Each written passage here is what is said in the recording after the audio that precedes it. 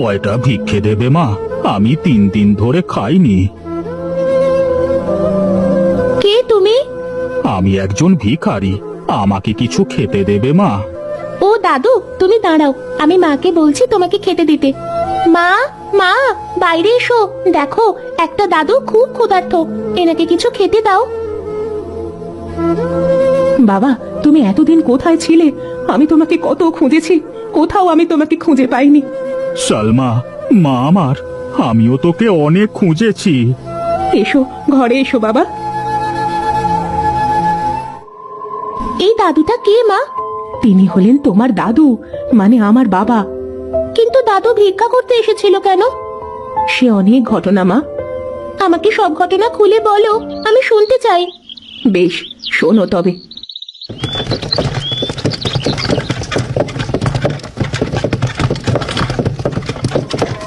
কি গো মহেশ দাদা, হ্যাঁ সকাল সকাল গরুর গাড়ি নিয়ে কোথায় চললে? সাথে তোমার মেয়েকে দেখছি। একটু নদীর ঘাটে যাবো গো, গরুগুলোকে একটু পানিতে নামাতে হবে। যা গরম পড়েছে, গরুগুলোকে একটু পানিতে না নামালে আর হচ্ছে না। ও আচ্ছা আচ্ছা, যাও যাও। কাল আমার ধানের জমি থেকে তোমার গাড়িতে করে কিছু ধান আমার বাড়িতে নিয়ে এসে দিও, কেমন? আচ্ছা দাদা, আমি এখন চলি।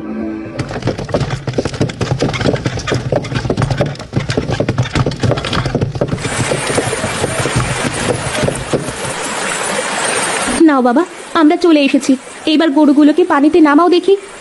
আচ্ছা ঠিক আছে মা, নামাচ্ছি। বাবা, গরুগুলোকে ভালো করে গোসল করাতে হবে।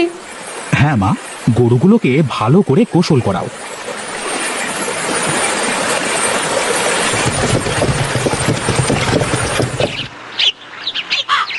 মা, তুই রান্নাটা করে ফেল, আমি একটু মাঠের দিকে গেলাম।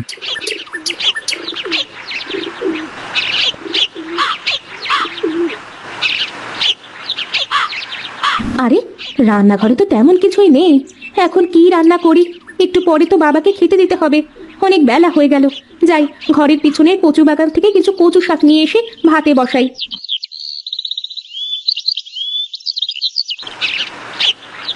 আরে, কচু পাতাও তো প্রায় শেষের দিকে, আর মাত্র কয়েকটা কচু পাতা আছে। এগুলাও যদি শেষ হয়ে যায়, তারপরে খাবো কি? না, বাবা তো একটু পরেই চলে আসবে। এই 2-4টে কচু পাতা তুলে নিয়ে ভাতে বসাই।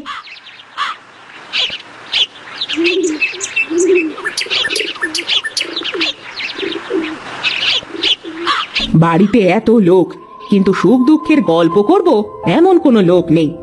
সে কি কথা? তুমি তো আমার সাথেই বসে গল্প করতে পারো। তুমি মানুষটা আজীবনের বোকা থেকে গেলে। আজ যদি আমার একটা মেয়ে থাকতো, তাহলে তার সাথে বসে আমি আমার সুখ দুঃখের গল্প করতাম। কিন্তু আমাদের তো কোনো মেয়ে নেই, কি করে করবে এ গল্প? আমাদের ছেলেটা তো অনেক বড় হয়ে গেছে, ছেলেটাকে বিয়ে দিয়ে দিলেই তো আমার একটা গল্প করার মানুষ জুটে যায়। তা তুমি ঠিকই বলেছ, ছেলেটাকে বিয়ে দিলে মন্দ হয় না, বুঝলে?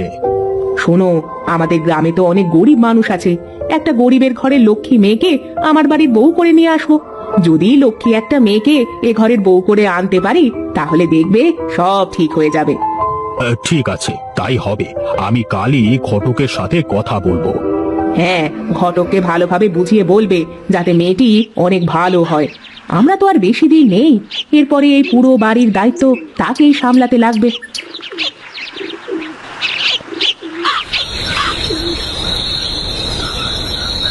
কি রে মা, তুই এই সন্ধেবেলায় খড় নিয়ে বসেছিস কেন? বাড়িতে একা একা বসে ভালো লাগছে না বাবা, তাই ভাবলাম কিছু খড় কেটে আনি। আমার মেয়েটা কত বড় হয়ে গেল দেখতে দেখতে, এতটুকু বয়সে এত সংসারী হয়ে গেছিস, এসব আমার ভাবতেই অবাক লাগে। হয়েছে হয়েছে, আর এত না বকে হাত মুখ ধুয়ে আসো দেখি।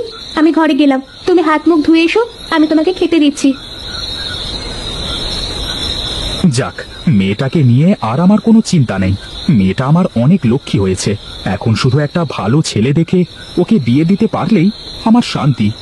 যাই যাই, তাড়াতাড়ি ঘরে যাই, মেয়েটা ভাত নিয়ে বসে আছে।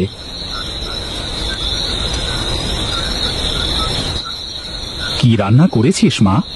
বাড়িতে বাজার শেষ, আমি রান্নাঘরে ঢুকে দেখি কোনো কাঁচা বাজার নেই, তাই ঘরের পেছন থেকে কিছু কচু শাক তুলে এনে ভাতে বসে আছি বাবা। কি পোড়া কপাল আমার, তোকে দুবেলায় দুমুঠো ভালো মন্দ খাওয়াবো, সেটাও পারি না। বাবা, তুমি এসব কথা বলো না তো। আমরা তো তবু খেতে পাই। কত লোক আছে বলো তো, যারা না খেয়ে দিনের পর দিন পার করে দেয়। যেটুকু পাচ্ছি আমি সেটুকু নিয়েই খুশি আছি বাবা।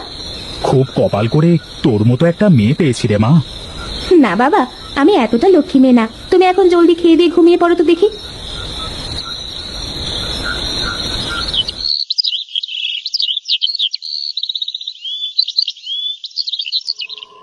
তা ঘটক সাহেব, মেয়ে কি পেলে?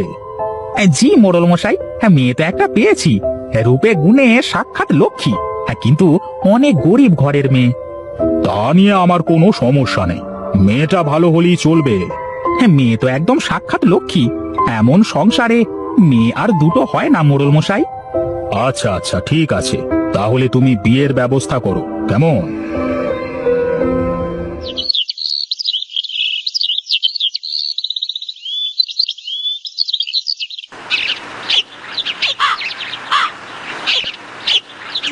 এই মহেশ, মহেশ কোথায় গেলি রে? হ্যাঁ তোর কপাল তো খুলে গেছে, বেরিয়ে আয়। আরে ঘটক সাহেব যে, আমার বাড়িতে কি মনে করে? তোমার মেয়ের জন্য সম্বন্ধ নিয়ে এসেছি। তোমার তো কপাল খুলে গেছে ভাই, মোড়লের ছেলের সাথে তোমার মেয়ের বিয়ের সম্বন্ধ পাকা করতে এলাম। তুমি সত্যি বলছো?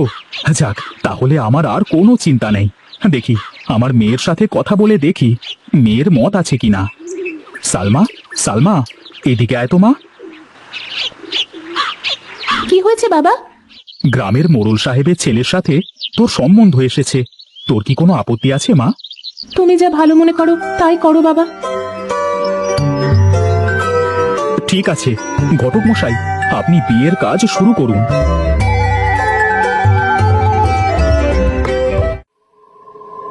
মা, অনেকদিন হয়ে গেল বাবাকে দেখিনি, খুব ইচ্ছে করছে বাবাকে দেখতে। বেশ, কাল গিয়ে তবে দেখে আসো তোমার বাবাকে। ঠিক আছে মা, তাই হবে।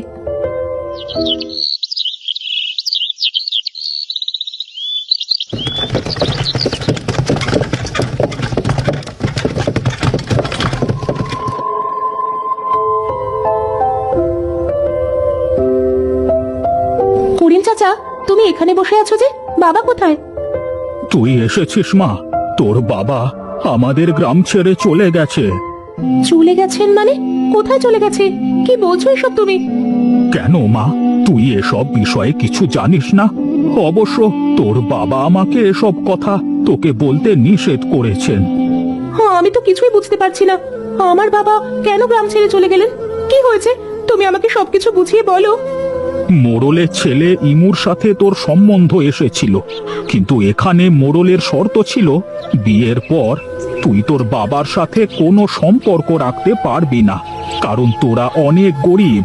তোর বাবা তোর সুখের জন্য তোকে না জানিয়ে তোকে বিয়ে দিয়ে গ্রাম ছেড়ে চলে গেছে।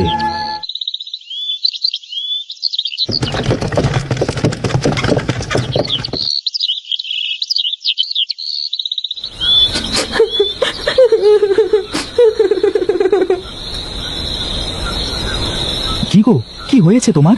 তুমি কাঁদছো কেন? কি, আমার বাবা এত বড় খারাপ কাজ কি করে করতে পারলেন? এই বাড়িতে আমি আর এক মুহূর্ত থাকবো না, চলো আমার সাথে। বাড়ি ছেড়ে চলে গেলে তো আর আমি আমার বাবাকে ফেরত পাবো না। আমি যেভাবেই হোক তোমার বাবাকে খুঁজে বের করবই, আর আমরা বাড়ি ছেড়ে চলে গেলে তখন আমার মা বাবার একটা শিক্ষে হবে। বেশ, তুমি যেটা ভালো মনে করো সেটাই হবে।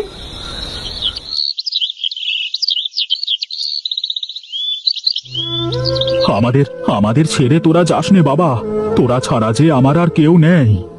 যে বাবা সালমাকে এতদিন ধরে বড় করে তুলেছে, তোমরা সেই বাবাকে সালমার থেকে দূর করে দিয়েছো। এখন এটাই তোমাদের শাস্তি।